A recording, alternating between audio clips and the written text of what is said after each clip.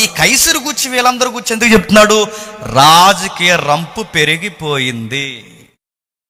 అరే, బాప్టిజం ఇచ్చి యోహాను పుట్టాడు, ఆ పుట్టిన వాడి దగ్గరికి వాక్యం వచ్చింది అని చెప్పెత్తే అయిపోయే ఒక చిన్న మాటని ఇంత పొలిటికల్ సైన్స్ ఎందుకు ఈ యొక్క లూకా గారు తిప్పి రాస్తున్నాడు అంటే, క్రైస్తవం ప్రకటిస్తున్నది కేవలం అమాయకులకు మాత్రమే కాదు.